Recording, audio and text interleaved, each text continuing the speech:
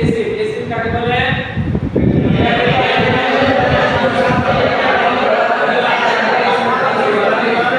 যে কালিমা নিজের অর্থ নিজেই প্রকাশ করতে পারে, অন্য কোনো কালিমার প্রয়োজন হয় না এবং তার মধ্যে কোনো কাল থাকে না, তাকে কি বলে? এসিডের আলামত কি?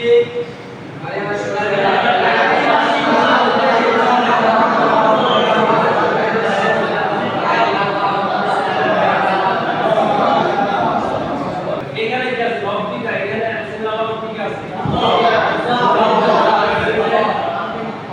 আর কি আছে? রাজা যে পুরোটা আপনাদের আপনি যে লব্ধিকা যে রাজা বুঝা হয়েছে। আচ্ছা, এটা মুজাক্কার না মুন্নাস?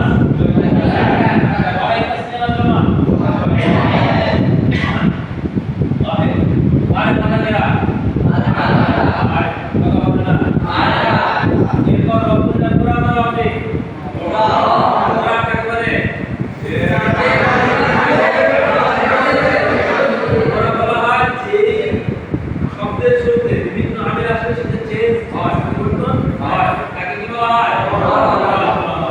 বুঝতে আচ্ছা, এটা আসলে কোন মাকিয়ার কোনটা? কোনটা বলে? কথা বলে না। কোনটা বলতে চাই না? জি, লবণ। আচ্ছা, এখানে একটা কোন হারফ আছে বলেন? কেন?